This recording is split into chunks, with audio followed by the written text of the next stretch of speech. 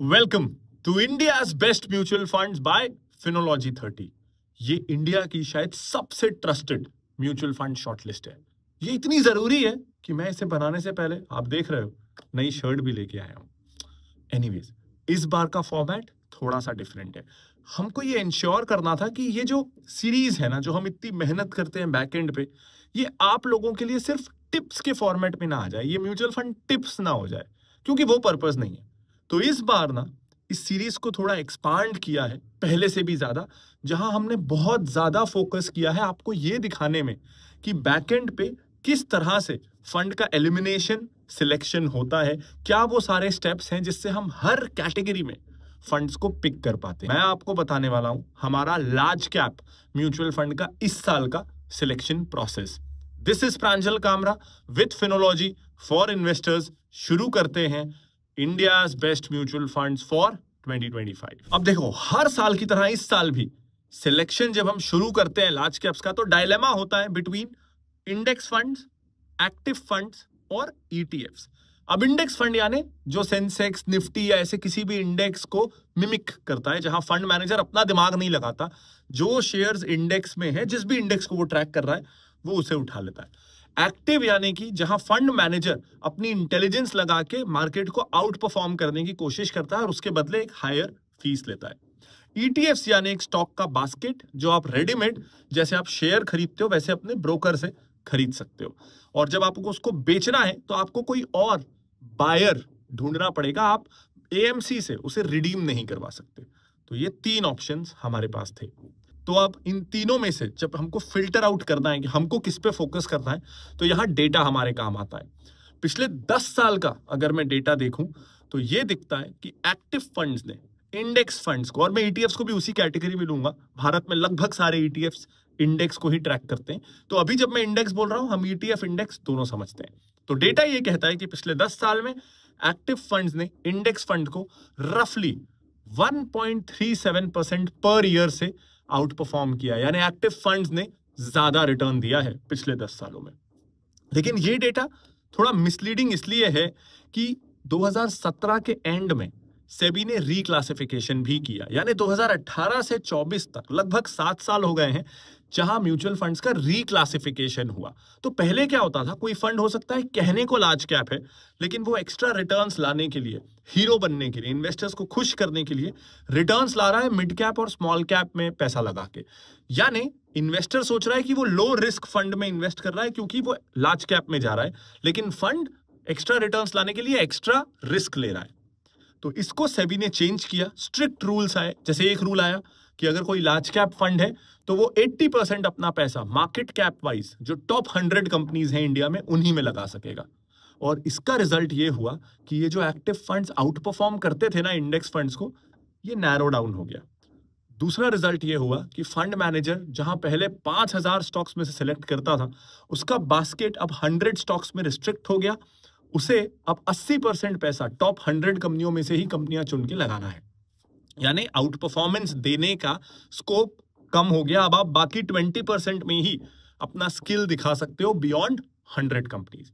और ये डेटा में दिखता है, पिछले 5 सालों में एक्टिव फंड्स ने इंडेक्स फंड को आउट परफॉर्म किया है सिर्फ 0.7% से। ये डेटा में और ज्यादा दिखता है पिछले 3 सालों में, जहां एक्टिव फंड्स ने इंडेक्स फंड को आउट परफॉर्म किया सिर्फ 0.2% से। अब एक सवाल आता है कि हाँ, कम ही सही, 0.2% ही सही, लेकिन एक्टिव फंड्स आउट परफॉर्म कर तो रहे हैं। इसको थोड़ा डीपली एनालाइज करने की जरूरत है, क्योंकि अभी भी जहां इंडेक्स फंड पूरी तरीके से टॉप 100 कंपनीज, टॉप 50, टॉप 30 जो भी इंडेक्स को वो ट्रैक कर रहे हैं वहां पैसा लगाते हैं, लार्ज कैप फंड्स के पास अभी भी 20% स्कोप है कि वो ज्यादा रिस्क लें, और कई फंड्स लेते भी हैं। तो 20% एक्स्ट्रा तक अगर आप रिस्क ले रहे हो और फिर आप 0.2, 0.3% का अल्फा जनरेट कर रहे हो, तो वो बहुत अच्छा नहीं है। इसमें एक और डेटा है कि ये अच्छा दिखता है जब हम कैटेगरी को ऑन एन एवरेज देखें, लेकिन डेटा ये कहता है कि ज्यादातर एक्टिव फंड्स 50% से ज्यादा in the long run globally index funds को आउट परफॉर्म नहीं करते। कुछ आउट परफॉर्म करते हैं जिसके कारण ओवरऑल कैटेगरी अच्छी दिखती है, लेकिन overall globally in the long run active funds इस कैटेगरी में खास करके इंडेक्स फंड्स को आउट परफॉर्म नहीं करते। तो your odd of finding that winning fund is also less, इसलिए भी वो रिस्क नहीं लेना चाहिए। जो आउट परफॉर्म करते भी हैं वो 20% अपनी कैटेगरी से बाहर जाके क्या रिटर्न ला रहे हैं, ये भी हो सकता है। तो वहां पे भी एक्स्ट्रा रिस्क लेके एक्स्ट्रा रिटर्न लाया जा रहा है। मुझे एक्स्ट्रा रिस्क लेना ही है तो मैं अगली कैटेगरी में चले जाऊंगा ना, जिसका वीडियो 1-2 दिन बाद आएगा, लार्ज एंड मिड कैप। तो ये सारे फैक्टर्स के कारण हमने डिसाइड किया कि बहुत जरूरी है कि एट फिनोलॉजी हम हमारे इन्वेस्टर्स के माइंडसेट से अलाइन हो। और एक लार्ज कैप इन्वेस्टर का माइंडसेट क्या होता है? एक लार्ज कैप फंड के इन्वेस्टर का माइंडसेट होता है कि उसे बॉन्ड या एफडी से तो ज्यादा रिटर्न चाहिए, लेकिन बहुत ज्यादा रिस्क लेने में वो कंफर्टेबल नहीं, उसे सेफ्टी भी चाहिए। और इसीलिए क्योंकि लार्ज कैप कैटेगरी में सेफ्टी का भी ध्यान रखना है, वी थॉट इस साल भी हमें इंडेक्स फंड्स के साथ ही जाना चाहिए। एक्टिव फंड्स, डेटा ये कहता है कि it's not worth taking the risk. Theory और डेटा दोनों यही कह रहे हैं। अब एक बार जब हमने डिसाइड कर लिया था कि इंडेक्स फंड की तरफ जाना है, तो चॉइस आती है ईटीएफ वाला रूट ले या इंडेक्स फंड की थ्रू जाए जो एएमसी से मिलता है। अब इसमें क्या होता है कि ईटीएफ को जब आप उसका कॉस्ट देखोगे तो वो देखने से थोड़ा कम लगता है, लेकिन ईटीएफ को जब आप खरीदने जाते हो, क्योंकि आप ब्रोकर के थ्रू स्टॉक्स के जैसे खरीदते हो, तो उस पे जीएसटी भी लगता है, उस पे एसटीटी भी लगता है, एक्सचेंज टर्नओवर चार्ज भी लगता है, और ओवरऑल अगर इनको ऐड अप करूं तो कॉस्ट स्ट्रक्चर लगभग बराबर हो जाता है। तो यहां पे दोनों न्यूट्रल है। सेकेंड बात आती है एक्सेसिबिलिटी की। इस लिस्ट को, इन वीडियोस को पूरा देश देखता है। कोई ऐसा भी हो सकता है जो स्टॉक्स में इन्वेस्ट नहीं करता, ना करना चाहता है, उसके पास डीमैट अकाउंट नहीं है। तो ईटीएफ ना थोड़े रिस्ट्रिक्टिव हैं कि आप एक्सचेंज के थ्रू ही उसे खरीद सकते हो, आपके पास ट्रेडिंग अकाउंट होना चाहिए। ये फ्लेक्सिबिलिटी काफी ज्यादा है इंडेक्स फंड में। आप चाहो तो ब्रोकर के थ्रू खरीदो, चाहो तो डिस्ट्रीब्यूटर के थ्रू खरीदो, आरआईए के थ्रू खरीदो, या डायरेक्ट एएमसी से भी खरीदो। तो हर किसी के लिए एक्सेसिबल है इंडेक्स फंड में इन्वेस्ट करना, इसीलिए यहां पे भी प्रिफर्ड इंडेक्स फंड। तीसरा इंपॉर्टेंट पॉइंट है लिक्विडिटी। देखो ईटीएफ ना आपने खरीद तो आप लोगे, लेकिन उसको बेचने के लिए आपकी जिम्मेदारी है कि आपको मार्केट में कोई बायर मिले। जैसे हम प्रॉपर्टी खरीदते हैं, हम बेचना चाहेंगे तो कोई बायर मिलना चाहिए, लेकिन इंडेक्स फंड में ये प्रॉब्लम नहीं है। आप जिस दिन चाहो उस दिन निकल सकते हो। ईटीएफ में भी ज्यादातर जो पॉपुलर ईटीएफ है उनमें लिक्विडिटी रहती है, लेकिन 0.1% भी ये रिस्क मैं अपने ऊपर क्यों लूं? इसीलिए भी वी प्रेफर इंडेक्स फंड। इसके बाद सवाल आया कि ठीक है, इंडेक्स फंड में जाना है तो किस तरह का इंडेक्स फंड चाहिए हमें? क्या हमें market cap weighted index fund चाहिए या इक्वल वेटेड इंडेक्स फंड चाहिए? दोनों में फर्क यह है कि जो market cap weighted index fund है वो अपने फंड में कोई भी शेयर उस प्रपोर्शन या परसेंटेज में लेता है जिस प्रपोर्शन में वो इंडेक्स में है। मान लेते हैं सेंसेक्स में अगर टीसीएस 6% है, तो इस फंड में भी, इस इंडेक्स फंड में भी वो शेयर 6% ही खरीदा जाएगा टोटल पैसों का। इक्वल वेटेड में क्या होता है कि अगर निफ्टी में 50 स्टॉक हैं तो वो हर स्टॉक को ये फंड 2-2% ले लेगा, यानी हर स्टॉक का वेटेज बराबर होगा। तो अब इन दोनों में से कौन सा चूज किया जाए? इसमें एक प्रॉब्लम है ये वाले मार्केट कैप वेटेड अप्रोच में, कि ये जो मार्केट कैप वेटेड अप्रोच है ना, इसके नाम पे इंडेक्स फंड्स अपना एक्सपेंस रेशियो बढ़ा रहे हैं। तो अभी कॉस्ट इफेक्टिव ज्यादा market cap weighted index fund है। और जब हमें ये चाहिए कि हमारा रिटर्न मार्केट को मिमिक करे, तो प्रोपोर्शनेट भी अगर हम मार्केट के हिसाब से चलें अपने इन्वेस्टमेंट में, तो रिटर्न्स मार्केट को बेटर तरीके से मिमिक कर सकेंगे। तो इसलिए वी प्रेफर्ड कि हमको market cap weighted index fund की तरफ जाना है। तो ये सब कुछ करने के बाद भी हमारे पास बच गए, इतना स्टेप्स ऑफ एलिमिनेशन के बावजूद, 61 फंड्स, और हमें चुनना था उनमें से एक। लेकिन अभी हमें यह चुनना था कि हमें कौन से इंडेक्स को ट्रैक करना है, निफ्टी 100, 50 या सेंसेक्स या कोई और, कौन सा इंडेक्स को हम फोकस करेंगे। इसके लिए हमें आंसर मिला पीटर लिंच, जो दुनिया के महानतम फंड मैनेजर्स में से एक हैं। उन्होंने एक कंसेप्ट कॉइन किया था जिसका नाम था डाइवर्सिफिकेशन, वी वाला नहीं, डब्ल्यू वाला वर्स। वो कहते थे कि बहुत ज्यादा अगर डाइवर्सिफाई कर दो, जरूरत से ज्यादा, तो प्रॉब्लम हो जाएगा। तो आपको डाइवर्सिफिकेशन का फायदा नहीं मिलेगा, डाइवर्सिफिकेशन का नुकसान मिलेगा। एक रिसर्च फर्म एवेंडस की रिसर्च ये कहती है कि 30 कंपनियों से ज्यादा जब आप डाइवर्सिफाई करते हो, अगर किसी फंड में आपके पोर्टफोलियो में 30 से ज्यादा इन्वेस्टमेंट्स हैं, तो डाइवर्सिफिकेशन का बेनिफिट ना के बराबर हो जाता है। तो जब ये डेटा हमारे पास था, और अब आपके स्क्रीन पर एक चार्ट है जहां ये स्टडी भी कह रही है कि 20 से 25 इन्वेस्टमेंट्स या स्टॉक्स वो ऑप्टिमम लेवल है जहां डाइवर्सिफिकेशन भी हो जाता है जितनी जरूरत है लगभग उतना, और रिटर्न्स भी मैक्सिमाइज हो जाते हैं। तो हम ऐसा इंडेक्स ढूंढ रहे थे जहां 20 से लेके 30 स्टॉक्स हो, ओवर डाइवर्सिफिकेशन ना हो। और जब हम ये ढूंढ रहे थे तो हमें मिला सेंसेक्स। सेंसेक्स में है 30 स्टॉक्स, निफ्टी में है 50 स्टॉक्स। तो हमें लगा तो परफेक्ट डाइवर्सिफिकेशन और रिटर्न्स का कॉम्बो सेंसेक्स में मिलेगा। लेकिन हम सिर्फ इस थ्योरी पे नहीं जाना चाहते थे, हम इस डेटा को बैक टेस्ट भी करना चाहते थे। और जब हमने सेंसेक्स और निफ्टी के पिछले 10 साल और 20 सालों के रिटर्न को कंपेयर किया तो थोड़ा सा ही सही, लेकिन हाँ, सेंसेक्स ने आउट परफॉर्म किया है निफ्टी को। टेबल अब आपके सामने है और इसीलिए इंडेक्स हमारे लिए क्लियर हो गया कि हमें जाना है सेंसेक्स के साथ। और जब हम फिनोलॉजी 30 भी बना रहे थे तो वो फिनोलॉजी 30 है, फिनोलॉजी 50 नहीं, 40 नहीं, फॉर अ रीजन कि हमें ये लगता है कि मैक्सिमम 30 इन्वेस्टमेंट्स काफी है। और इसीलिए फिनोलॉजी 30 में भी है 30 स्टॉक्स फॉर लॉन्ग टर्म, उससे ज्यादा नहीं। तो जब हम रेलेवेंट इंडेक्स भी ढूंढ रहे थे, हम चाहते थे हमारी फिनोलॉजी 30 वाली फिलॉसफी रेप्लिकेट हो, और इसीलिए वी चोज सेंसेक्स। लेकिन अभी भी सिलेक्शन खत्म नहीं हुआ था, क्योंकि अब हम पहुंच गए थे कि हमें चाहिए लार्ज कैप कैटेगरी में market cap weighted Sensex index fund. इसमें भी ऑप्शंस थे, तो अब हम कैसे सिलेक्ट करेंगे बेस्ट फंड? 3 क्राइटेरिया थे। पहला था ट्रैकिंग एरर।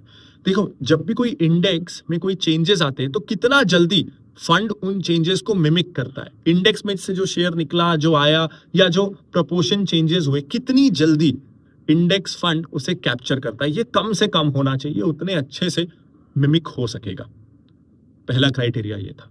दूसरा था एक्सपेंस रेशो। ये हमें सबसे कम चाहिए कि एक तो वैसे ही फंड मैनेजर अपना दिमाग लगा नहीं रहा, जो इंडेक्स कर रहा है उसे कॉपी करना है, तो फिर फीस किस बात की?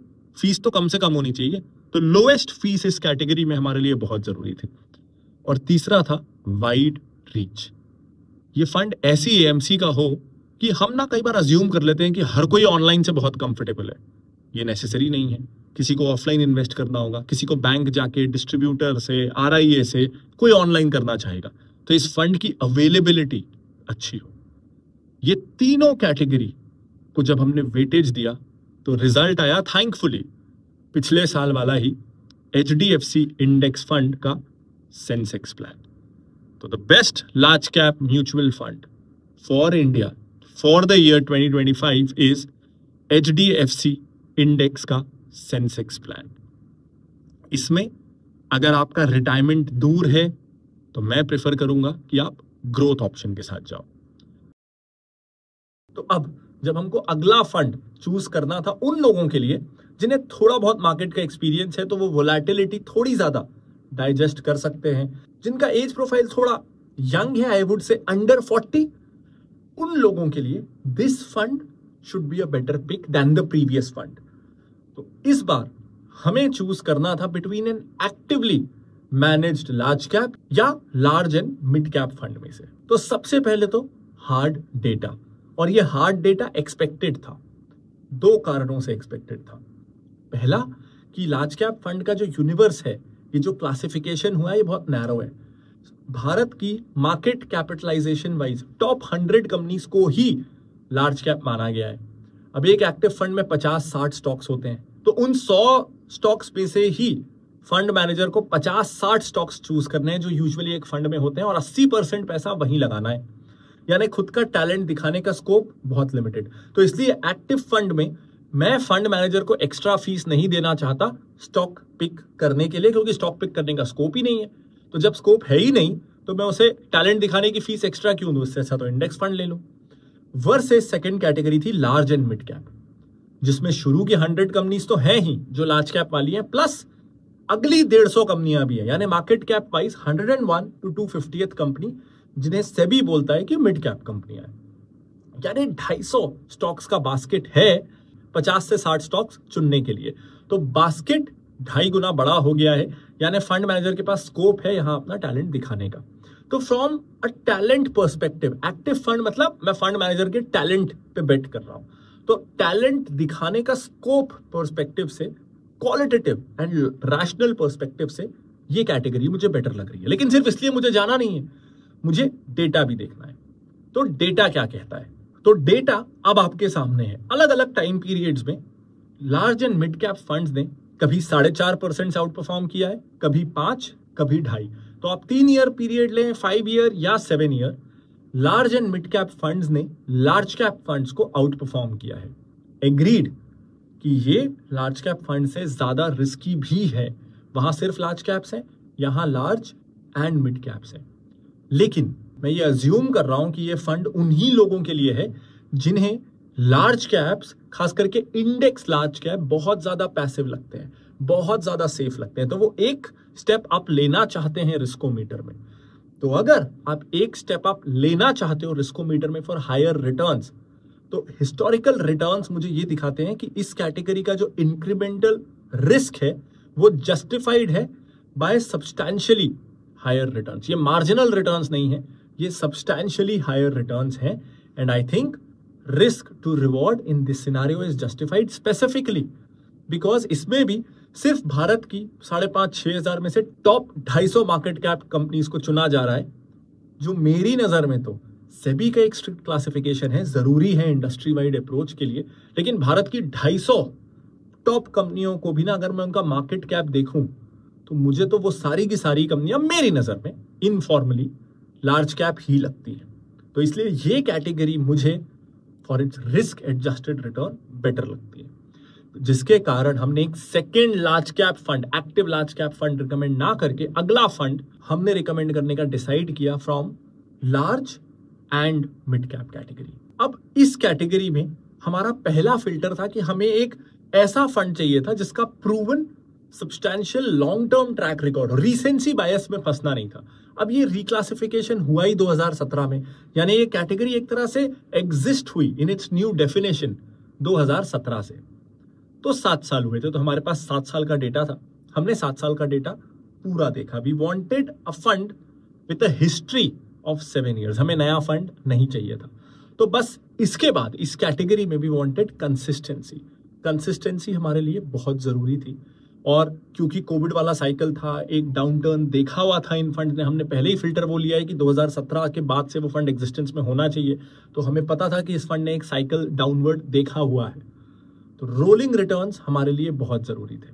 तो रोलिंग रिटर्न्स जब हमने 19 फंड्स के कंपेयर किए इस कैटेगरी के बेंचमार्क इंडेक्स से, तो केवल 7 फंड ऐसे थे जिन्होंने रोलिंग रिटर्न बेसिस पे अपने बेंचमार्क को कंसिस्टेंटली बीट किया।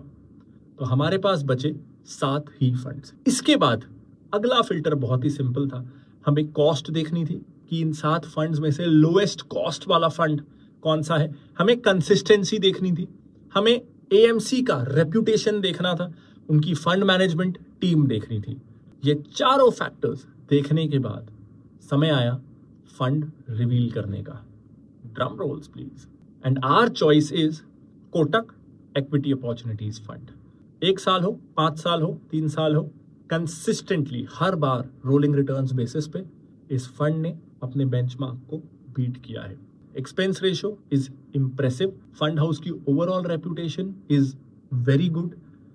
बहुत ज्यादा AUM है नहीं, हालांकि हम लार्ज एंड मिड कैप और लार्ज कैप में इस फैक्टर को बहुत ज्यादा इंपॉर्टेंस नहीं देते, लेकिन कुछ लोग देते हैं, तो उनके लिए ये बता दूं। हालांकि इस कैटेगरी में हम इस पे बहुत ज्यादा फोकस नहीं करते। फ्लेक्सी कैप में, लार्ज एंड मिड कैप में we are not too concerned about AUM, लेकिन कुछ लोग करते हैं, इसलिए it was my duty to tell you this. Best ELSS mutual fund या टैक्सेबल म्यूचुअल फंड कौन सा है? अब देखो, सबसे पहले बुराई से शुरुआत करते हैं। बुराई को पहले हम रास्ते से हटाते हैं।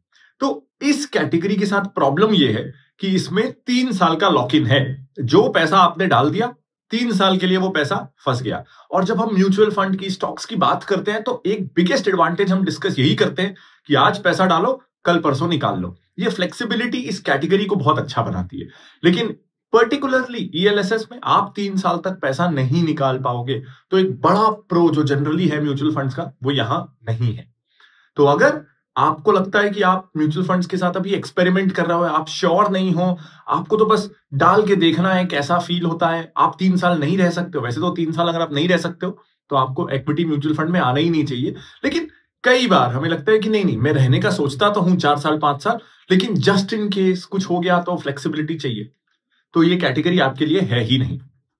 अब यही जो इसका कौन है ना, ये एक बहुत बड़ा प्रो भी है, जिससे मैं आऊंगा कि ये कैटेगरी या ये फंड किसके लिए है, क्योंकि मैं नहीं चाहता कि आप इस कैटेगरी में इन्वेस्ट करो अगर आपके लिए सूटेबल नहीं है, या आप ये वीडियो भी देखो अपना टाइम वेस्ट करो अगर ये आपके लिए सूटेबल नहीं है। तो मैं प्रो बताता हूं, फिर मैं बताऊंगा किसके लिए है किसके लिए नहीं, ताकि यू कैन डिसाइड आपको आगे का वीडियो देखना है कि नहीं देखना है। तो अगर आपको ये फील होता है ना, ये बहुत बड़ा प्रो है। अगर किसी को ये फील होता है कि मेरे पास पैसे हैं जो मैं इन्वेस्ट करना चाहता हूं, मैं म्यूचुअल फंड में इन्वेस्ट करता भी हूं, लेकिन कुछ ना कुछ मेरे में डिसिप्लिन की कमी है, कभी इंपल्स में आके लैक ऑफ डिसिप्लिन के कारण बिना किसी एसेंशियल जरूरत के भी मैं पैसा निकाल लेता हूं, उस पैसे से कोई ऐसी जगह पे खर्च कर देता हूं जो मैं रिग्रेट करता हूं। तो ऐसा अगर आपका टेम्परामेंट है, you feel struggling with discipline, तो ये कैटेगरी बहुत अच्छी है। आप पैसा डाल दोगे, अब आप में डिसिप्लिन हो या ना हो 3 साल निकाल ही नहीं पाओगे। तो इसलिए ये कैटेगरी बल्कि मुझे बहुत ज्यादा पसंद है। तो मेरे लिए जो इसका कौन है वो इसका सबसे बड़ा प्रो भी है। अब हम आते हैं कि ये कैटेगरी किसके लिए है। ये कैटेगरी आपके लिए है अगर आप एक बिगिनर हो और आपको लगता है कि नहीं मैं इंपल्सिवली डिसीजंस लेता हूं। तो अगर आप एक बिगिनर हो, आप लॉन्ग टर्म के लिए प्लानिंग करना चाहते हो, आपके कोई शॉर्ट टर्म गोल्स अभी नहीं है जिसके लिए आप कर रहे हो, लॉन्ग टर्म के लिए ये कैटेगरी बहुत अच्छी है। 99% इन्वेस्टर्स से ज्यादा डिसिप्लिन्ड तरीके से आप इन्वेस्ट कर सकोगे। सेकेंड इज, अगर आपको लगता है कि you have constantly struggled with discipline या मोमेंटम, आप इन्वेस्ट करके हमेशा निकाल लेते हो, तो आप बिगिनर नहीं हो, आप कई सालों से ट्राई कर रहे हो, लेकिन आप कभी भी कॉर्पस क्रिएट नहीं कर पाते, थोड़ा सा बढ़ता है आप फंड को रिडीम कर देते हो, तो रियल वेल्थ नहीं क्रिएट हो रही। This is the category for you, आपको यहां इन्वेस्ट जरूर करना चाहिए। और ऑफ कोर्स अगर आप अभी भी ओल्ड टैक्स रिजीम में हो तो टैक्स प्लानिंग के लिए ये फंड अभी भी बहुत अच्छा ऑप्शन है। स्मॉलेस्ट लॉक इन है, 3 साल से ज्यादा का लॉक इन होता है, बाकी प्रोडक्ट्स में रिटर्न्स हाईएस्ट है। ऑफ कोर्स वोलेटिलिटी है, रिस्क भी है, लेकिन lowest lock in, potentially highest returns और 80C का एग्जेम्पशन भी 1.5 लाख रुपए तक का। तो ओवरऑल बहुत ही अच्छा tax saving package, old tax regime वालों के लिए बहुत ही अच्छा ऑप्शन। तो ये 3 कैटेगरी में अगर आप फॉल करते हो, this is the fund for you, और आपको आगे ये वीडियो देखना चाहिए। तो अब चलें फंड सिलेक्शन की तरफ, कैसे हमने फंड सिलेक्ट किया, और फंड रिवील की तरफ। तो देखो इस कैटेगरी में, इनफैक्ट ज्यादातर कैटेगरीज में हमारे लिए बहुत ही ज्यादा इंपॉर्टेंट रहता है rolling returns, point two point return. जैसे आज से 5 साल पहले का देख लिया, आज से 3 साल तक का रिटर्न देख लिया। इसमें ना कई बार टाइम बायस आ जाता है कि हो सकता है वो फंड जस्ट 5 साल पहले ही लॉन्च हुआ, उस समय मार्केट बहुत गिरा हुआ था, और आज हम देख रहे हैं मार्केट बढ़ा हुआ है तो वो फंड अच्छा रिटर्न दे रहा है। तो पॉइंट टू पॉइंट में बायसनेस आ जाता है। रोलिंग रिटर्न अगर एक लंबे पीरियड का टाइम इंटरवल्स को तोड़ तोड़ के देखा जाए तो एक ज्यादा कंसिस्टेंट पिक्चर मिलती है। तो ये हमारे लिए usually one of the first filtration criteria होता है। तो इस कैटेगरी को जब हमने देखा तो 39 फंड्स अवेलेबल थे, और इन 39 फंड्स में से सिर्फ 20 फंड ऐसे थे जिसने ओवर द लॉन्ग टर्म अपने रेलेवेंट बेंचमार्क को बीट किया है। तो 39 में से 19 फंड्स एलिमिनेट हो गए और 20 फंड्स बचे। अब जब हम सेकेंड स्टेप पे आए कि इन 20 फंड्स में कौन, तो ELSS कैटेगरी के साथ भी थोड़ा सा, उतना तो नहीं लेकिन थोड़ा सा लार्ज कैप वाला प्रॉब्लम है कि ये फंड्स भी ये फंड्स ज्यादा लार्ज कैप बायस रखते हैं अपने पोर्टफोलियो में, यानी इनके लिए आउटस्टैंडिंग अल्फा जनरेट करना थोड़ा सा मुश्किल होता है, और चाहिए भी नहीं। ये इन फंड्स का पहला पर्पस है टैक्स सेविंग, दूसरा पर्पस है डिसिप्लिन, रिटर्न्स लाने के लिए बाकी कैटेगरीज है। तो I understand this approach and I like this balanced approach. In fact ऐसा नहीं होना चाहिए कि ELSS जहां लोग डिसिप्लिन और टैक्स सेविंग के लिए आ रहे हैं वहां बहुत ज्यादा कोई रिस्क ले ले और उस रिस्क के चक्कर में खराब समय में नेगेटिव रिटर्न्स आ जाए। तो इस कैटेगरी में एक्स्ट्रा रिस्क ना लेना इज गुड। एक और कारण से इट्स गुड, बिकॉज अगर मैं चाहता हूं कि यार ये फंड मैनेजर ना बदल गया है, या अब मेरे को फंड का जैसा ऑपरेशन चल रहा है वो पसंद नहीं है, मुझे निकलना है, तो इन्वेस्टर निकल तो नहीं सकता, यानी इन्वेस्टर फंस जाएगा। तो ऐसे में मैं नहीं चाहता कि हमारे इन्वेस्टर्स किसी एग्रेसिव या वॉलेटाइल फंड में फंस जाए लैक ऑफ एग्जिट ऑप्शन के कारण। इसीलिए भी यहां सेफ्टी और स्टेबिलिटी ज्यादा जरूरी है। तो purely on the basis of alpha, इस कैटेगरी को हम नहीं देखना चाहते। तो जब आप रिटर्न्स के बेसिस पे प्योरली फिल्टर आउट नहीं करना चाहते और ये सेफ्टी ओरिएंटेड फंड्स की तरफ आप जा रहे हो, तो ऐसे में बहुत ज्यादा जरूरी हो जाता है कि एक्सपेंसेस कंट्रोल हो। जैसे इंडेक्स फंड हमने पहले वीडियो में पिक किया था, जब आप ब्लाइंडली रिटर्न्स के पीछे नहीं जा रहे हो, कंसिस्टेंसी स्टेबिलिटी की तरफ जा रहे हो, तो एक्सपेंसेस को मैनेज करना एक फंड हाउस के लिए बहुत जरूरी है। तो जब हमने एक्सपेंसेस का फिल्टर लगाया तो हमें 3 ऐसे फंड मिले जो अपनी कैटेगरी एवरेज से कम एक्सपेंस रेशो चार्ज करते हैं। तो आफ्टर द एक्सपेंस रेशो जो हमने कैटेगरी से मैच किया, थर्ड फिल्टर था reputation, stability, consistency, overall performance of the AMC. क्योंकि कई बार क्या होता है, एक एएमसी का एक फंड तो बहुत हीरो है, 4 फंड बहुत बुरा कर रहे हैं। तो हमें ओवरऑल देखना था कि फंड एसेट गैदरर है या एसेट मैनेजर है। वो अच्छा एसेट गैदर करते हैं बहुत सारे पैसे लोगों से, या फंड को अच्छे से मैनेज करते हैं। तो फिर हमने एक्सपेंस रेशो कंपेयर किया कैटेगरी एवरेज से, consistency, reputation and overall track record of the AMC. तो जब हमने ये 3 चीजें की तो हमें 3 एएमसीज के ईएलएसएस फंड मिले, पराग पारेख, कोटक, मिराय एसेट। तीनों के ही ईएलएसएस फंड्स की मैं बात कर रहा हूं। अब सबसे पहले पराग पारेख के साथ एक प्रॉब्लम ये था कि तीनों में सबसे ज्यादा एक्सपेंस रेशो इसी फंड का था। दूसरा प्रॉब्लम ये था कि जो पराग पारेख का टैक्सेबल वेरिएंट है वो बहुत ज्यादा सिमिलर है, बहुत ज्यादा ओवरलैप है पराग पारेख फ्लेक्सी कैप फंड के साथ। एंड वी फील कि अगर किसी को पराग पारेख वाले अप्रोच के साथ जाना है तो then the better approach is कि वो फ्लेक्सी कैप फंड में जाए। और एनीवेज दोनों फंड लेना सेंस नहीं बनाता है। तो क्योंकि बहुत सिमिलैरिटी थी दोनों फंड्स में और मैं नहीं चाहता आपके पास एक ही एएमसी के दोनों फंड हो, इसीलिए इस कैटेगरी में we had to reject. Also तीनों में एक्सपेंस रेशो सबसे ज्यादा इन्हीं का था। तो अब देखो, क्योंकि फंड्स थे 113 तो हमारे पास चॉइसेस की कोई कमी नहीं थी। और जब we were spoiled for choice तो हमने कहा हम होंगे रूथलेस, हमारे किसी भी पैरामीटर पे कोई रिलैक्सेशन हमें देना ही नहीं है। 113 में से एक फंड चाहिए ना, हर क्राइटेरिया को स्ट्रिक्टली अप्लाई करो। तो पहला क्राइटेरिया हमें चाहिए था एक अच्छा एनालिसिस का बेस बन सके, उसके लिए 10 साल की फंड हिस्ट्री। तो हर वो फंड जो 2014 से पहले का है उसे तो हमने एलिमिनेट कर दिया। हमें चाहिए कि 10 साल की हिस्ट्री दिखाओ, हम हर साइकिल में वो फंड ने कैसा परफॉर्म किया है, रोलिंग रिटर्न्स अलग अलग सीजन में कैसे रहे हैं, ये अच्छे से शांति से देखने को मिले। तो जब हमने ये पहला ही फिल्टर लगाया कि 10 साल की फंड हिस्ट्री होनी चाहिए, तो थैंकफुली हमारा काम थोड़ा आसान हो गया। 113 फंड्स में से हमारे पास बचे 50 फंड्स। उसके बाद हमारा सेकंड क्राइटेरिया था बहुत ही इंपॉर्टेंट, ये कंसिस्टेंसी दिखाता है और अप टर्न डाउन टर्न में फंड कैसा रहता है ये दिखाता है, और ये है रोलिंग रिटर्न्स।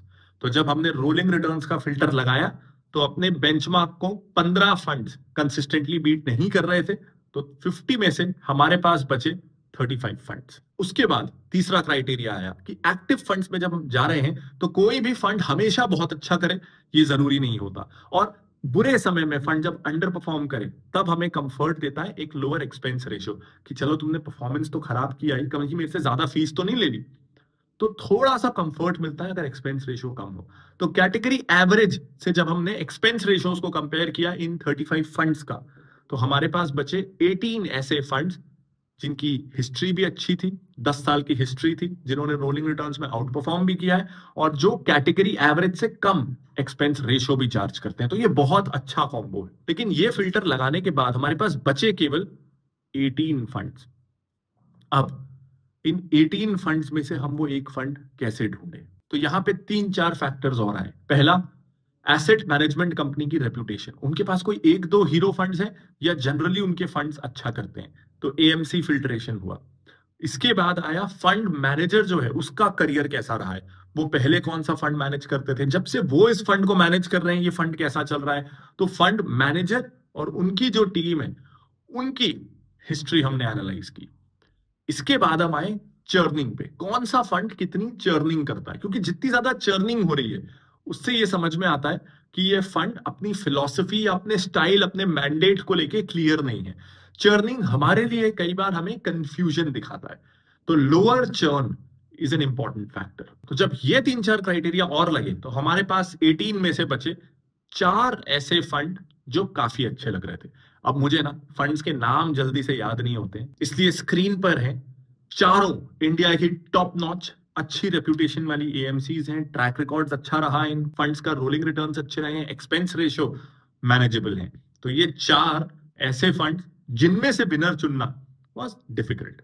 लेकिन यहां एक चीज नोटिस करिए, यहां फोकस्ड फंड भी है, यहां कॉन्ट्रा फंड भी है और यहां फ्लेक्सी कैप फंड भी है। इसके अलावा हम तो कंपेयर कर रहे थे वैल्यू फंड्स भी और मल्टी कैप फंड्स भी।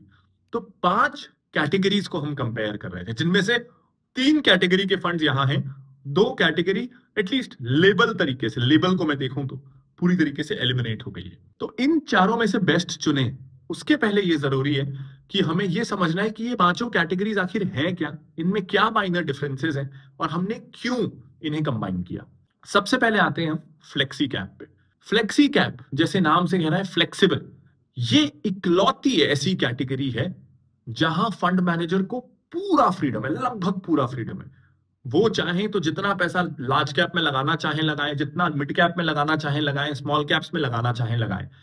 वैल्यू ओरिएंटेड स्टॉक्स चाहे तो वो लें, ग्रोथ ओरिएंटेड लें, कॉन्ट्रा वाले भी ले सकते हैं, मोमेंटम वाले भी ले सकते हैं। यानी एक ऐसी एक्टिव कैटेगरी जहां फंड मैनेजर का स्किल डिटरमाइन करेगा कि फंड का रिटर्न कैसा है, ना कि वो फंड का मैंडेट। जैसे लार्ज कैप में बहुत रिस्ट्रिक्शंस है, मिड कैप फंड में बहुत रिस्ट्रिक्शंस है, उस तरह के रिस्ट्रिक्शंस नहीं है। तो यहां अंडर परफॉर्मेंस का कोई एक्सक्यूज नहीं होता।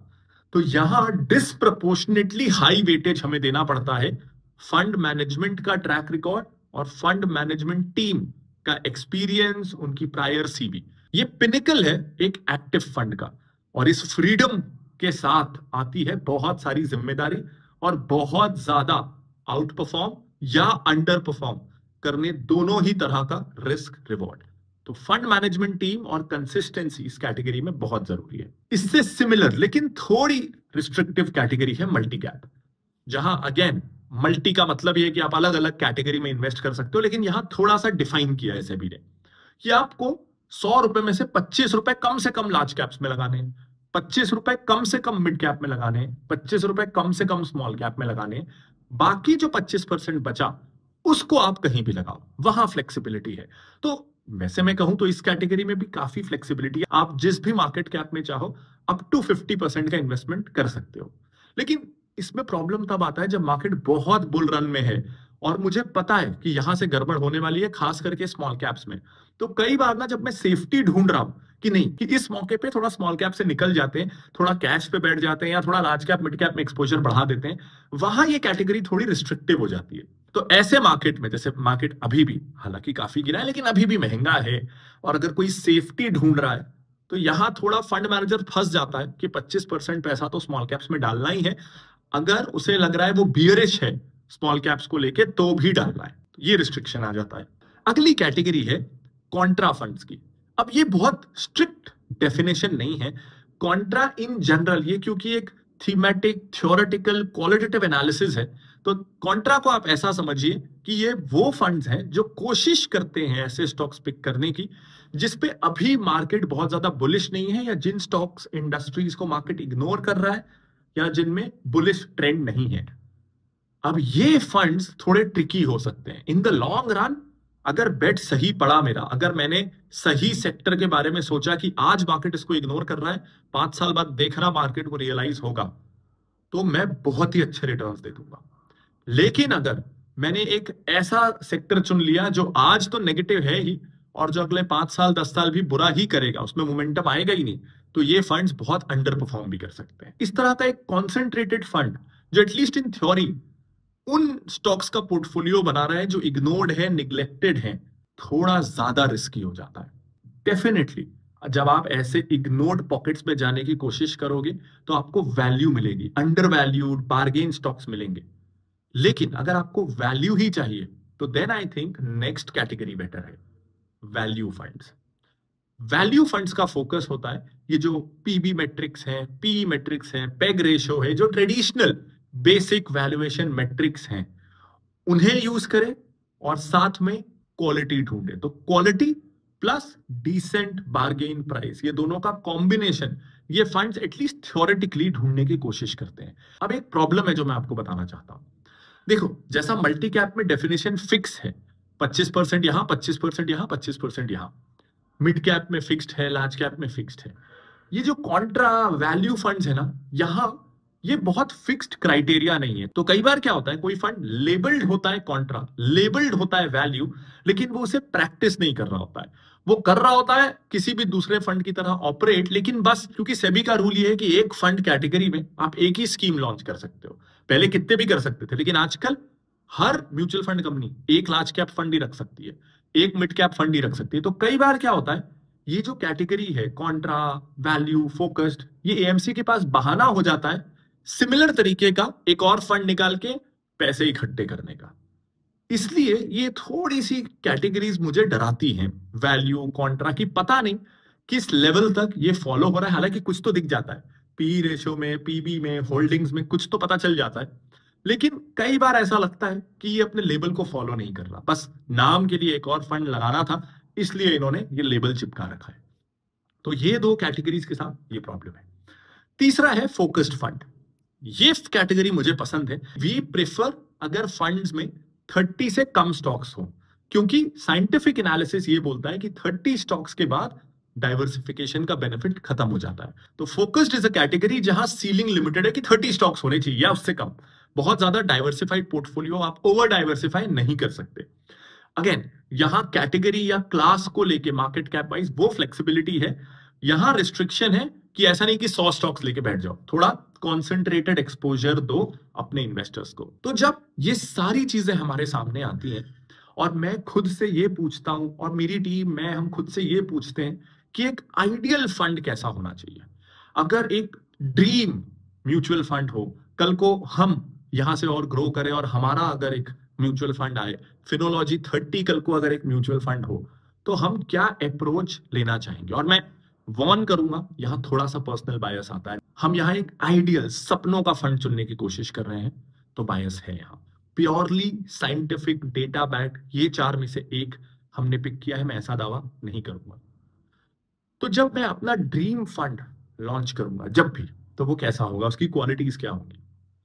वो फ्लेक्सी कैप होगा ताकि उसमें फंड मैनेजर को कंप्लीट फ्लेक्सिबिलिटी हो on picking the right stocks. वो फोकस्ड भी होगा, 30 स्टॉक्स से ऊपर हम नहीं जाना चाहेंगे। तीसरा, वो वैल्यू भी होगा। We don't want to extremely overpay for growth. मैं उसमें कंफर्टेबल फील नहीं करता। मुझे क्वालिटी से कॉम्प्रोमाइज नहीं करना है, लेकिन quality eight right price, quality at any price नहीं। तो मेरे फंड में फ्लेक्सिबिलिटी होगी, वैल्यू होगी और वो फोकस्ड होगा। ऐसा फंड मुझे चाहिए। और जब मैं ये तीनों क्वालिटीज कंबाइन करने की कोशिश करता हूं और आज के ऑप्शंस देखता हूं, क्योंकि आज फिनोलॉजी 30 तो है, फिनोलॉजी 30 म्यूचुअल फंड नहीं है, तो मुझे उसका ऑल्टरनेट चाहिए और वो है Parag Parikh flexi cap fund. Phenomenal track record, पिछले 7 साल से तो हम इस फंड की बात कर रहे हैं। ब्रिलियंट कंसिस्टेंट टीम, कभी भी इन्होंने एसेट गैदरिंग का लालच नहीं दिखाया है। बहुत रेयरली, बहुत सिलेक्टेड, क्लियरली डिस्टिंक्ट फंड्स ये लोग लेके आते हैं। ओवरलैप नहीं होता है, ईएलएसएस के केस में है, लेकिन उसका एक यूज केस डिफरेंट है। पिछले 2 सालों में क्या ये out and out top performer रहा है? नहीं रहा है, लेकिन उसका एक रीजन है, इनका वैल्यू बेस्ड अप्रोच। तो जैसे जैसे मार्केट एक्सपेंसिव होता है, ये कैश अपने पास रख के थोड़ा बैठ जाते हैं। जैसे अभी इनके पोर्टफोलियो में 16-17% कैश है, तो वो कैश पे सिर्फ एफडी वाला रिटर्न आ रहा है, जिसके कारण दूसरे फंड से रिटर्न इन बुलिश मार्केट मार खाएगा। लेकिन ये मुझे चलेगा। मुझे वो फंड ज्यादा पसंद नहीं है जो बुलिश मार्केट में टॉप परफॉर्म करे। मेरी प्रायोरिटी वो है कि जो बियरिश मार्केट में सबसे कम अंडर परफॉर्म करे। तो कंसिस्टेंसी रहेगी। Out and out bull run में अच्छा नहीं लगेगा, लेकिन कंसिस्टेंट रहेगा, ट्रस्टेड है और इनका अप्रोच मुझे बहुत पसंद है। स्टेप नंबर 1, अब ये जो कैटेगरी है ना, कुछ साल पहले रिक्लासिफाई हुई और रिक्लासिफिकेशन के बाद स्टॉक मार्केट की 101st से लेकर 250th रैंकिंग तक है। यानी मार्केट कैप वाइज जो टॉप सबसे 100 बड़ी कंपनियां हैं वो तो लार्ज कैप हो गई। उसके बाद की जो 150 कंपनीज हैं, 101 से लेकर 250 तक, उन्हें मिड कैप माना गया है। यानी इस कैटेगरी में फंड मैनेजर के पास स्कोप बहुत कम है। एक फंड में रफली 50-60 स्टॉक्स होते हैं और इन्हें फंड मैनेजर को 150 में से वो 50-60 स्टॉक्स को सिलेक्ट करना है। तो चॉइस लिमिटेड है। इसी कारण कभी कभी हमने इस कैटेगरी को स्किप भी किया है। तो एक तो है नैरो यूनिवर्स, जिसके कारण फंड मैनेजर का काम डिफिकल्ट हो जाता है, और उसी का नतीजा है हमारा सेकेंड पॉइंट, जहां पिछले 3 सालों में 84% मिड कैप फंड्स ने अपने बेंचमार्क को आउट परफॉर्म नहीं किया है। 25 फंड्स ऐसे थे जिन्होंने इस कैटेगरी में 3 साल से ज्यादा की हिस्ट्री जिनकी है, कम से कम 3 साल का तो चाहिए ना ट्रैक रिकॉर्ड, और उसमें से 21 फंड्स ऐसे हैं जो अपने बेंचमार्क को ही बीट नहीं कर पाए। और इसमें फंड मैनेजर की गलती नहीं है, मैं समझ सकता हूं उनकी मजबूरी, चॉइस बहुत ही लिमिटेड है। और कई बार ना लोग इसका दूसरा एक्सट्रीम भी करते हैं, लोग ऐसी नैरो कैटेगरीज को उठाते हैं जैसे लार्ज कैप जहां 100 कंपनीज हैं, मिड कैप जहां 150 कंपनीज हैं, और इन नैरो कैटेगरीज में एक्टिव फंड्स के परफॉर्मेंस को कंपेयर करते हैं इंडेक्स फंड से और बोलते हैं देखो कितना बुरा परफॉर्मेंस है, इससे अच्छा तो इंडेक्स फंड ले लो। मेरा मानना है कि दोनों ही अप्रोच गलत है, ना इंडेक्स फंड सही है ना एक्टिव फंड सही है। कैटेगरी वाइज हमें सिलेक्ट करना चाहिए। किसी कैटेगरी में जैसे लार्ज कैप में इंडेक्स फंड्स आर बेटर, किसी कैटेगरी में जैसे फ्लेक्सी कैप में एक्टिव फंड्स आर बेटर, तो हमें कैटेगरी वाइज चलना चाहिए। इस कैटेगरी में एक्टिव, इंडेक्स और दोनों में से कौन सा स्पेसिफिक फंड, उसमें एक बाधा आई हमारा तीसरा पॉइंटर, ये है वैल्यूएशंस का। तो इस कैटेगरी में थोड़ा प्रॉब्लम ये है कि क्योंकि हम प्राइस भी देखते हैं, और जब मैं प्राइस देखने जाता हूं तो मुझे क्या दिखता है, मुझे दिखता है कि निफ्टी का जो मिड कैप 150 इंडेक्स है उसका पी है अभी 44। ये एक्सपेंसिव है। मैं मानता हूं कि सिर्फ पी नहीं देखना चाहिए, लेकिन जब मैं एक पर्टिकुलर स्टॉक देख रहा हूं तो उस स्टॉक के कंटेक्स्ट में मैं पी देखूं ना देखूं, ये उसके बिजनेस मॉडल, उसके सर्कमस्टांसेस पे डिपेंड करेगा। ऐसे इंडेक्स में जहां 150 कंपनियां हैं और जिसका एवरेज पी 44 है, मुझे डर लगता है, खास करके तब जब इसी इंडेक्स का पिछले 5 साल का हिस्टोरिकल पी रहा है 28। 28 एवरेज पी रहा है पिछले 5 साल का और अब है 44। मुझे एक्सपेंसिव लगता है, हमारी टीम को एक्सपेंसिव लगता है, एंड मार्केट में चॉइसेस की कमी हो तब तो हम इस फंड के पीछे जाएं ना कि नहीं नहीं लेना ही लेना पड़ेगा। मार्केट में बहुत सारे ऑप्शंस हैं। तो in our opinion another category है जो थोड़ी सेफ्टी को बढ़ाती है। ऑफ कोर्स रिटर्न्स भी थोड़े से ऑन एन एवरेज कम होंगे, लेकिन it's worth the increased safety और फंड मैनेजर को भी बहुत ज्यादा लिबर्टी मिलती है। वो कैटेगरी है large and mid cap fund, जहां लार्ज 100 कंपनियां और 150 मिड कैप कंपनियां, तो fund manager gets 250 companies to choose from. तो अगर आपको एक्टिव फंड की तरफ जाना है तो that is a better category. तो अगेन इस साल भी unfortunately we will have to give this category a miss, और हम कितना भी चाहें वी डोंट फील कंफर्टेबल कि हम इस कैटेगरी में कोई फंड रिकमेंड करें। थैंकफुली हमारा किसी एएमसी से, किसी म्यूचुअल फंड से, किसी से कोई टाई अप नहीं होता है इस सीरीज के लिए। This series is built on trust and integrity. तो अगर कोई कैटेगरी में कोई फंड नहीं पसंद आ रहा तो नहीं पसंद आ रहा, कोई हमें बोल नहीं सकता कि बताओ इस कैटेगरी में भी। तो इस साल because of the valuations we don't feel comfortable recommending any fund. तो अगर आप खुद की गोल प्लानिंग अच्छे से करना चाहते हो, कितना रिस्क आपको लेना चाहिए उसको समझना चाहते हो, खुद का एक basically do it yourself financial plan जल्दी से बनाना चाहते हो और उस प्लान को फॉलो करने का डिसिप्लिन लाना चाहते हो, तो आप recipe.finology.in पे जाके अपनी गोल प्लानिंग बिल्कुल फ्री में अपने लिए, अपने परिवार के लिए कर सकते हो। स्मॉल कैप फंड बहुत वॉलेटाइल, बहुत रिस्की कैटेगरी है, इसलिए इसमें फंड सिलेक्शन के समय बहुत बातों का ध्यान रखना पड़ता है, बहुत केयरफुल होना पड़ता है। तो इस वीडियो में हम समझेंगे हमारा small cap fund selection process, किन लोगों के लिए ये सही है, इसका क्राइटेरिया और हमारा फंड सिलेक्शन। इस कैटेगरी की मैं एक अच्छी चीज आपको बताता हूं कि इसका ना बास्केट बहुत बड़ा है।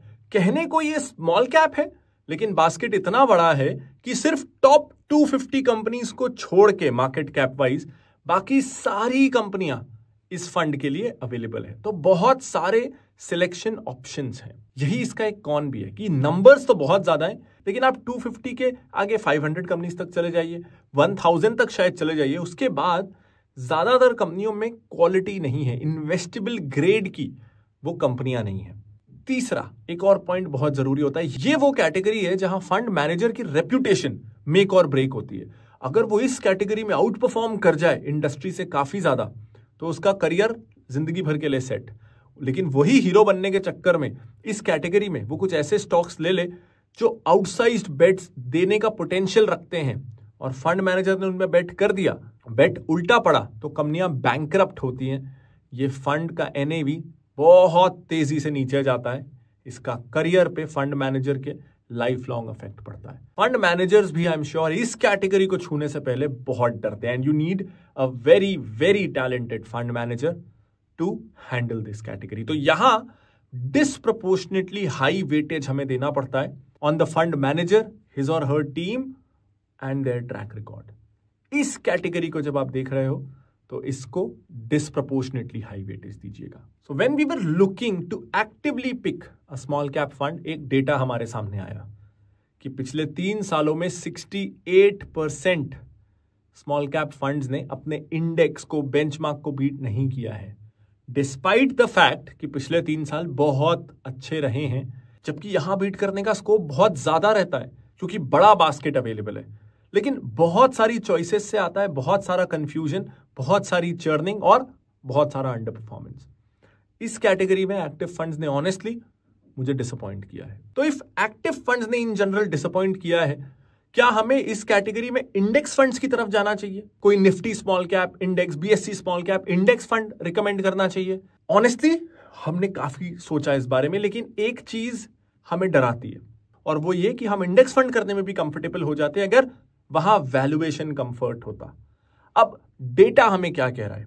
डेटा कह रहा है कि अभी जो इस कैटेगरी बेंचमार्क का एवरेज पीई है वो 30 के आसपास है, 5 ईयर एवरेज 24 के आसपास है, 24। यानी अभी बेंचमार्क अपने एवरेज से सब्सटैंशियली महंगा है। ऑलरेडी ये category is known for its volatility, और जब आप एक्सपेंसिव वैल्यूएशन पे एंटर हो तो वोलैटिलिटी और डाउनसाइड दोनों का ही रिस्क बढ़ जाता है। खास करके इस कैटेगरी में जहां बहुत थोड़ा सा इन्वेस्टर सेंटिमेंट, कुछ इकोनॉमिक फैक्टर्स में हल्की सी खराबी भी आपको दिखेगा कि सेंसेक्स निफ्टी तो गिर रहे हैं 10%, लेकिन वो 10% गिरता है ना, तो ये जो कैटेगरी है ये 2-3 गुना गिरती है। तो इसके कारण ये कैटेगरी में एक्सपेंसिव एंट्री आपको रियल लाइफ में आपके वॉलेट पे बहुत एक्सपेंसिव पड़ सकती है। अगर आपको हमारा ये म्यूचुअल फंड पिक करने का तरीका पसंद आ रहा है और आप डिटेल में category by category fund selection सीखना चाहते हो, तो आप ज्वाइन कर सकते हो Finology 1 specially designed membership for those who want to learn investing. यहां पे आपको फिनोलॉजी क्वेस्ट पे कोर्सेज तो मिलेंगे ही, जैसे हमारा म्यूचुअल फंड कोर्स ही देख लीजिए, जहां आप स्टेप बाय स्टेप हमारी तरह फंड सिलेक्शन सीखेंगे। लेकिन अगर आप स्टॉक मार्केट इन्वेस्टर भी हो तो स्टॉक मार्केट पे कोर्सेज भी मिलेंगे और फिनोलॉजी टिकर का प्रीमियम सब्सक्रिप्शन भी मिलेगा, जहां आप एडवांस्ड प्रो लेवल कैलकुलेशंस जैसे DCF fair value, DuPont analysis, common size balance sheet, ये सारी चीजें भी एक्सेस कर सकोगे। Finology 1 membership is specially designed for students of investing. अब कई सालों तक ना ये टॉपिक मेरे लिए बड़ा आसान होता था। मैं बोल देता था सॉवरेन गोल्ड बॉन्ड में इन्वेस्ट कर दो। अब पिछले 10 महीनों से उसका नया इशू आया नहीं है। जो already issued sovereign gold bond है वो प्रीमियम में चल रहा है, उसका डिस्काउंट भी चला गया। तो इस साल इन्वेस्टर्स मुझसे ये बहुत पूछ रहे हैं कि हम गोल्ड में कैसे इन्वेस्ट करें, क्या है बेस्ट तरीका। ऑनेस्टली लोग मुझसे ज्यादा ये पूछते हैं कि गोल्ड में कैसे इन्वेस्ट करें। मेरी नजर में ज्यादा इंपॉर्टेंट सवाल है गोल्ड में कितना इन्वेस्ट करें। अब ये मैं हवा में नहीं बोलना चाहता था। तो प्राइम इन्वेस्टर की 20 सालों की स्टडी से हमें कुछ कंक्लूजन्स मिले। पहला कि अगर गोल्ड आपके पोर्टफोलियो में होता है तो 20 साल की स्टडी ये कहती है on an average at least historically rolling return से एक इन्वेस्टर के 12.1% से बढ़ के 13.4% हो गए। यानी गोल्ड को अपने पोर्टफोलियो में डालने से एक एवरेज इन्वेस्टर का रिटर्न बढ़ने की चांसेस बहुत ज्यादा है। एक और चीज नोटिस की कि अगर गोल्ड आपके पोर्टफोलियो में हो तो इन्फ्लेशन बीट करने की चांसेस आपकी बढ़ जाती हैं। वो इसलिए कि जब स्टॉक मार्केट अच्छा नहीं कर रहा होता तो अक्सर उस समय गोल्ड अच्छा कर रहा होता है, तो आपका पोर्टफोलियो कंसिस्टेंटली कंपाउंड हो रहा होता है। हालांकि ये बेनिफिट खत्म हो जाता है जब आपका गोल्ड में एलोकेशन 20% पहुंच जाए। उसके ऊपर जाने से हमें यह भी पता चला कि नुकसान होता है, क्योंकि अगर आपके पोर्टफोलियो में गोल्ड 25-30% हो जाए तो उससे पोर्टफोलियो की वोलैटिलिटी कम होने के बजाय बढ़ जाती है, क्योंकि एक ही इंस्ट्रूमेंट में आपका 25-30% पैसा लग गया है। तो अगर गोल्ड परफॉर्म नहीं करेगा और एलोकेशन पोर्टफोलियो में बहुत ज्यादा है तो आपका पोर्टफोलियो रुक जाएगा। तो इन 3 चीजों को जब हम कंबाइन करते हैं तो क्या कंक्लूजन आता है? कंक्लूजन नंबर 1, आपके पोर्टफोलियो में गोल्ड होना चाहिए। ये 20% के नीचे रहना चाहिए, उससे ज्यादा नहीं रहना चाहिए। इससे आपके ओवरऑल पोर्टफोलियो रिटर्न्स बढ़ेंगे, एटलीस्ट हिस्टोरिकली ऐसा दिखता है। तीसरा, बहुत ज्यादा अगर आप गोल्ड का एलोकेशन बढ़ा लोगे तो आपके रिटर्न्स कम होने के चांसेस ज्यादा है। ऑफ कोर्स ये सारा डेटा हिस्टोरिकल है, फ्यूचर में भी ऐसा हो इसे पत्थर की लकीर नहीं मान सकते, लेकिन मुझे इस तरह के लॉन्ग टर्म डेटा पे रिलाई करना पसंद है, ये मेरा अप्रोच है। तो कंक्लूजन ये है कि एक आम इन्वेस्टर को अपने पोर्टफोलियो में 15 से 20% तक का गोल्ड रखना चाहिए।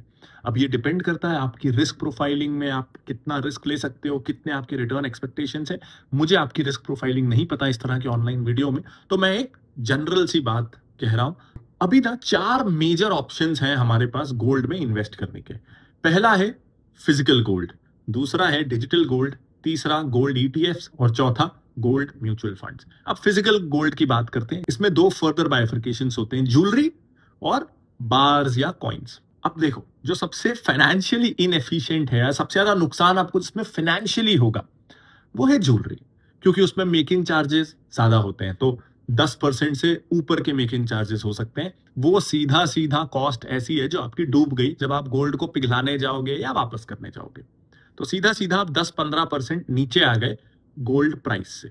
लेकिन उसका एक यूज भी है कि आप उसको पहन सकते हो, यूज कर सकते हो, इट हैज सम यूज। बाकी जो गोल्ड है उनका स्टोर ऑफ वैल्यू के अलावा, कि गोल्ड में अगर आप पैसा रखोगे तो पैसा बढ़ता जाएगा, इन्फ्लेशन को बीट करेगा, तो वो एक स्टोर ऑफ वैल्यू है, लेकिन उसका एस्थेटिक, ब्यूटी, पर्सनल कोई और यूज नहीं। तो मैं ये नहीं कहूंगा कि ज्वेलरी किसी को लेनी नहीं चाहिए, वो बहुत बुरा सौदा नहीं है, वो बाकी ऑप्शंस जितना अच्छा नहीं है अगर आप उसको इन्वेस्टमेंट के लिए ले रहे हो। तो as an investment option not good.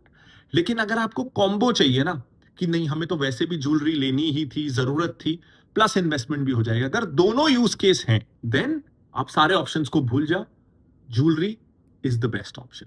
लेकिन ये आपको ध्यान रखना है कि आपको वो ज्वेलरी चाहिए ही चाहिए, उसका आप बहुत ज्यादा उपयोग करने वाले हो खुद पहनने में, और ऐसा ना हो कि आप इन्वेस्टमेंट बोल बोल के जरूरत से ज्यादा ज्वेलरी लेते जा रहे हो बिकॉज आपको मजा आने लगा है। तो खुद को स्ट्रेच किए बिना अगर कुछ ज्वेलरी पहनने के लिए जरूरी है उतना ही लेना है, इन्वेस्टमेंट बोल के खुद से झूठ नहीं बोलना है। ये क्लियर है? एक और चीज clear, out of all investments in gold ये सबसे बुरा सौदा है। हाईएस्ट मेकिंग चार्जेस तो हैं ही, 3% का जीएसटी भी है, स्टोर करने का सतर्क भी है। इससे थोड़ा सा बेटर इन्वेस्टमेंट ऑप्शन है अगर आप गोल्ड को लो, physical gold, but not in jewellery form, bars हो, कॉइन्स हो, बिस्किट्स हो। अब हम में से ज्यादातर लोग सिर्फ कॉइन्स ही अफोर्ड कर सकते हैं। इसमें ऐसा नहीं है कि मेकिंग चार्जेस नहीं होते, कम हो जाते हैं। तो जहां ज्वेलरी में 10-12%, इसमें 5-6-7-8%, तो 3-4% मेकिंग चार्जेस का, 5% मेकिंग चार्जेस का आपको फायदा हो जाएगा। जीएसटी 3% इसमें भी देना है, स्टोर करने का टेंशन इसमें भी है। अब इसके कुछ प्रॉब्लम्स को सॉल्व करने के लिए आया डिजिटल गोल्ड, जहां एक प्रॉब्लम तो लगभग खत्म हो जाती है कि आपको खुद अपने बैंक लॉकर में या अपने घर की अलमारी में गोल्ड को सेफ रखना है।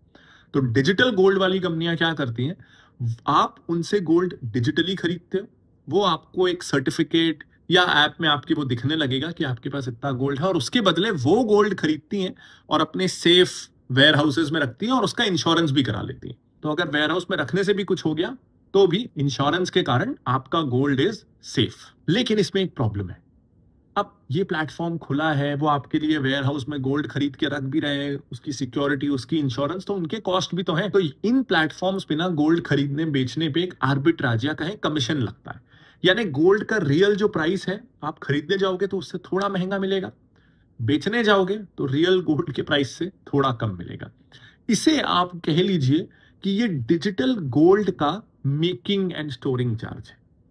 तो ये हालांकि फिजिकल गोल्ड जितना तो नहीं है, 5-7-8% तो नहीं है, लेकिन आप मान लो कि 2-3-4% ये भी लग जाता है, हम 3% मानते हैं।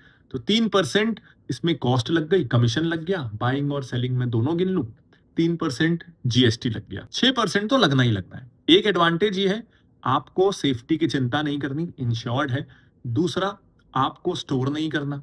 डाउन साइड ये है कि आप ज्वेलरी के जैसे इसको यूज नहीं कर सकते, तो it's not useful till you sell it. पहला स्टेप था, हमें 10 साल की हिस्ट्री चाहिए थी फंड की, ताकि हम उनका tracking error over the years कैसा रहा है ये देख सकें, वो कितना कंसिस्टेंटली गोल्ड प्राइसेस के आसपास रहते हैं, हम ये देखना चाहते थे। दूसरा, क्योंकि ईटीएफ का रिडम्पशन आपको मार्केट से करना है, जैसे शेयर का आप रिडम्पशन करते हो कि आपका शेयर बिकेगा तब जब कोई खरीदने वाला होगा, तो ऐसे में हमें कोई नया नवेला ईटीएफ नहीं चाहिए था जिसका एक्सपेंस रेशो तो बहुत कम है, लेकिन जिसका मार्केट में बहुत ज्यादा बायर सेलर नहीं है, तो बेचने में दिक्कत आ जाएगी।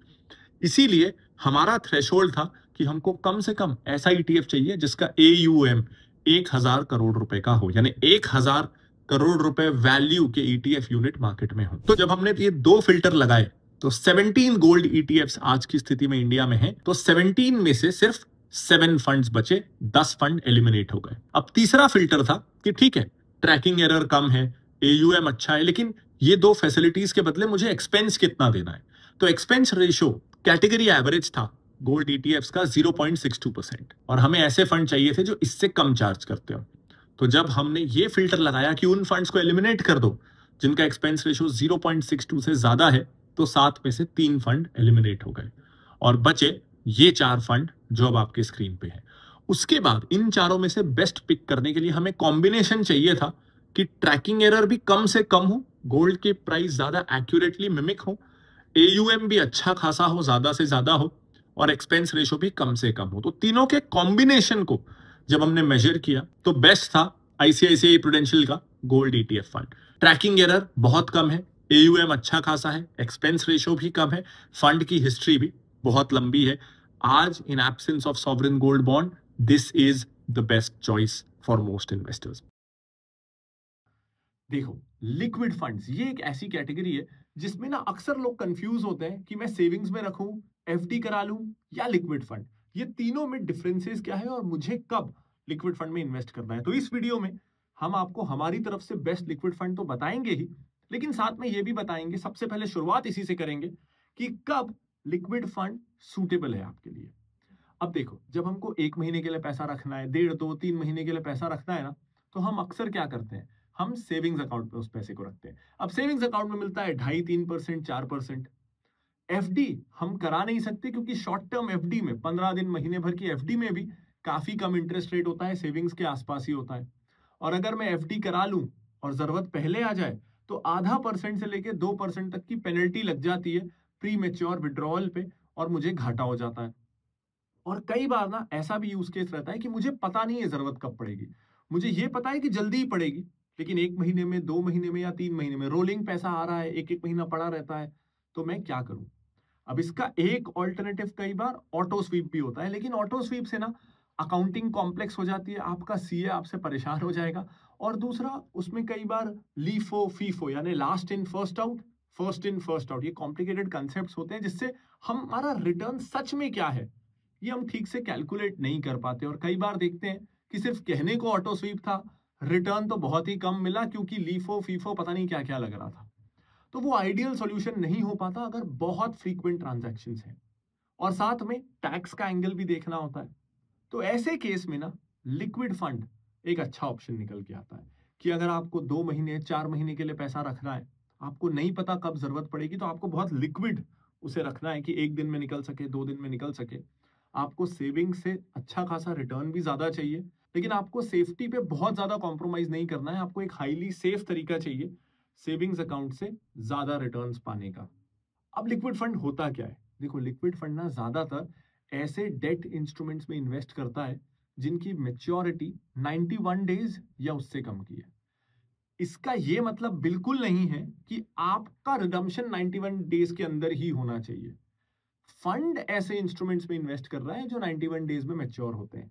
आप उसमें सालों तक भी पैसा रखो, हालांकि रखना नहीं चाहिए, लेकिन रख सकते हो, क्योंकि अगर आपने पैसा नहीं निकाला तो म्यूचुअल फंड जो लिक्विड फंड है वो एक इंस्ट्रूमेंट बेचेगा जो मैच्योर हुआ और अगला खरीद लेगा, तो वो कंटिन्यूअसली आपके पैसे को इन्वेस्टेड रख सकता है। किस तरह के इन्वेस्टमेंट होते हैं ये? मेजरली 3 तरह के। पहला होता है ट्रेजरी बिल्स, इसे गवर्नमेंट इशू करती है, इसलिए इसे बहुत सेफ माना जाता है।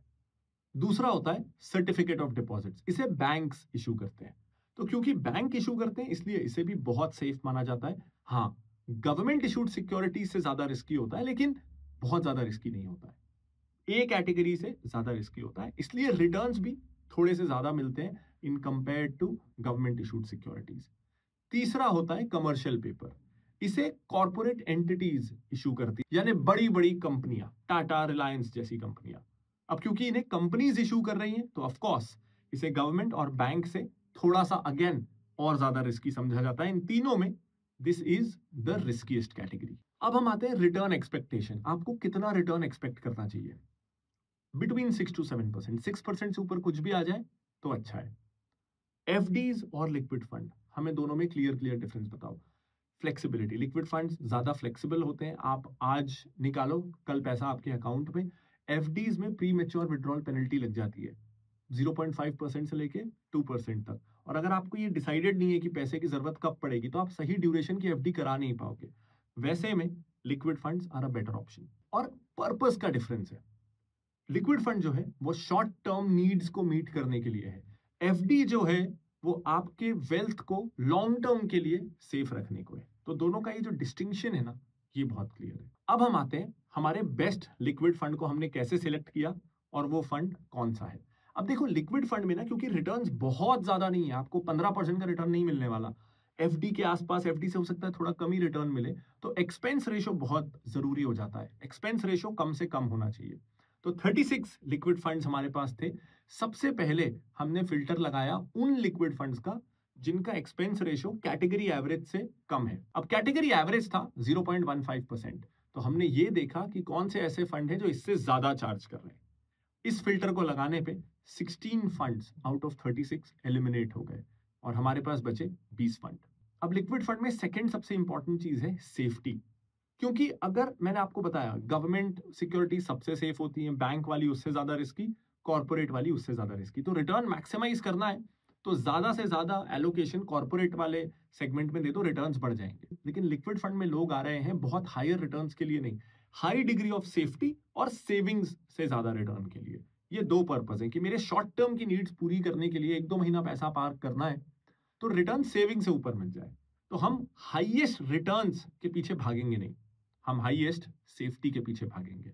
हमने चूज किया सेफ्टी के कारण, ट्रैक रिकॉर्ड के कारण, रेपुटेशन के कारण, रिस्क कितना ये फंड ले रहा है उसके कारण, और ओवरऑल लॉन्ग टर्म परफॉर्मेंस के बेसिस पे we chose Quantum liquid fund direct plan. Quantum एक ऐसा एएमसी है जो बिल्कुल पराग पारेख की तरह एसेट मैनेजमेंट पे फोकस करता है, एसेट गैदरिंग पे नहीं। We highly regard and respect this AMC. ये आपको न्यूज में कभी नहीं मिलेंगे, ये हाईएस्ट रिटर्न्स वाले चार्ट पे भी कभी नहीं रहेंगे, इसलिए बाकी कैटेगरी में इनको रिकमेंड करना मुश्किल हो जाता है क्योंकि थोड़े ज्यादा ही सेफ चलते हैं। लेकिन लिक्विड फंड वो कैटेगरी है जहां बिल्कुल हमें इनका ये सेफ्टी ओरिएंटेड अप्रोच बहुत पसंद है। In fact out of all 36 funds, government securities में इस फंड ने सबसे ज्यादा एलोकेशन किया था, 42% का, यानी लगभग आधे फंड जो ये आपसे लेता है वो ये इन 3 कैटेगरीज में से सेफेस्ट में लगाता है, जो अगेन इसका सेफ्टी ओरिएंटेड अप्रोच दिखाता है जो इस कैटेगरी में बहुत बहुत ज्यादा जरूरी है। तो यहां तो हो गई सेफ्टी की बात। अब अगर आप एक राइट बैलेंस चाहते हो बिटवीन सेफ्टी एंड रिटर्न्स, तो रिटर्न्स के लिए यू कैन लुक एट हमारा न्यूली लॉन्च्ड फिनोलॉजी 30, जहां हम लेके आए हैं 30 stocks for long term investors. Every 12 days 1 new stock for 12 months। Stocks जो हमारी उम्मीद है कि आप अगले 5, 10, 15 सालों तक होल्ड कर पाओगे, आपको चर्निंग ना करनी पड़े, सुकून की नींद आए, ऐसे स्टॉक्स। फिनोलॉजी 30 का लिंक ऊपर कार्ड में, वीडियो के डिस्क्रिप्शन में मिल जाएगा। This is Pranjal Kamra signing off, bye bye.